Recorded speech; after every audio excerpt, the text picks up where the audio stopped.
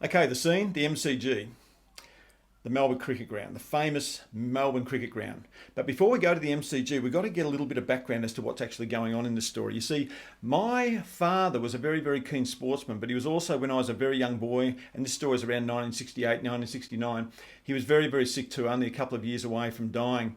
In fact, he died in 1970.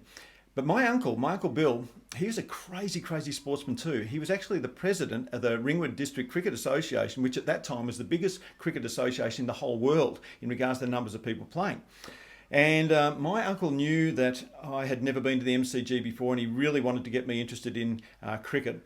And so he asked my father if he could take me and my dad to the MCG to a cricket test match, Australia versus the West Indies. And of course, I was really, really excited. I'd never been to the MCG. I'd never been in a big crowd ever in my whole life. I didn't really understand what was going on, but I did love cricket. I knew that.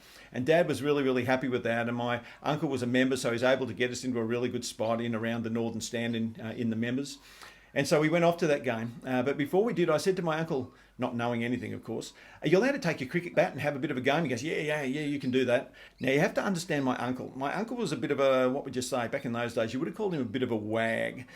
He would tell you stuff that wasn't necessarily right, but he'd do it all good-natured. But he was very good with practical jokes, and he loved things to happen that maybe were a little bit unusual. And I think he saw an opportunity in me coming.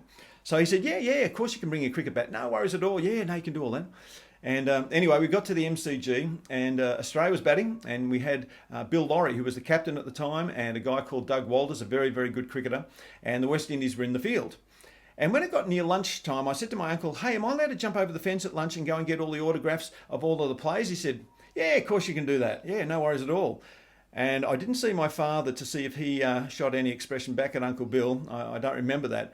But what did happen was at lunchtime, when lunch was called and they all started heading off to the pavilion, I jumped the fence and ran.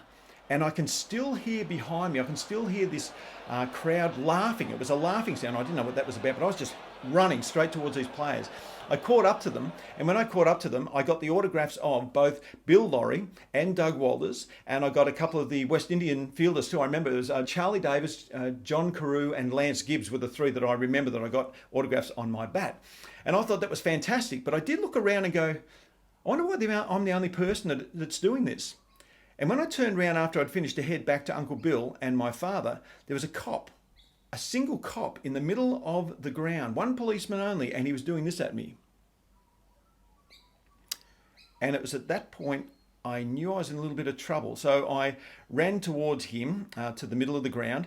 And by now I can hear the crowd still laughing because they're obviously watching what's going on in the middle of the MCG here.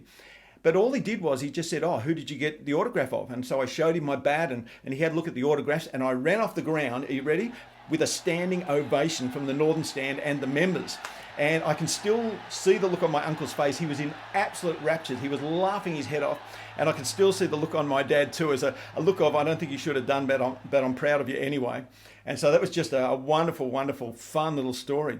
But the story continued because, you see, when I got home, my mother was there and I told her that story. And she looked at me and she said, okay, I've got a story for you too. And she headed off into all her old photo albums and came back with an amazing photo. You see, when she was a young lady, she was a nurse, and she nursed at a hospital called Prince Henry's. I don't even think it's around anymore. And one day the patients said to her, would you jump the fence and take a photo of, you ready for this, Sir Donald Bradman? Now, he was the most famous cricketer in the world at that time. Would have been back in the 40s, I suppose. And so Mum went to the MCG in her nurse's outfit, because that's what the nurses used to do. And apparently on the commentary, when Bradman was on his way to the wicket, they said, oh, my goodness, there's a nurse that's jumped over the fence and she's got a camera. And Mum approached Don Bradman and she said to him, oh, excuse me, sir, the patients back in the hospital would really like a photo of you. Would it be okay if I took a photo? And he said, certainly, ma'am. And he stood up there with his bat, and she took a photo with her old Brownie box camera, a really, really old one back in those days. And she went off the ground, and people obviously thought this was just an incredible thing that she'd done.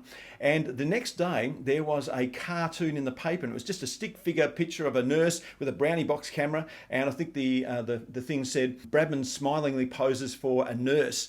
She got their photo developed, and she got £30 from Pix magazine, which was a huge amount of money back in those days. And she kept the photo, of course, and we've got copies of it here.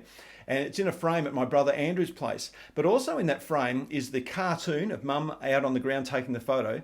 But the other thing that she did a few years after that was she wrote a letter to Bradman and he wrote a letter back. So in the same frame, you've got the photo of Bradman, you've got the cartoon of Mum, and you've also got the letter that Bradman wrote to her. So I thought it was me being courageous, but there was my young mum as a nurse jumping the MCG just like I did. The pressure was put on my son Samuel because, you see, these days you wouldn't have a hope of getting onto the MCG. They would chase you down with about 100 security guards before you even got 10 metres. So it was just good times to be able to do that sort of stuff. That was a lot of fun and certainly brought joy to my father and particularly Uncle Bill. Ardon Bradman, every Aussie dips his lid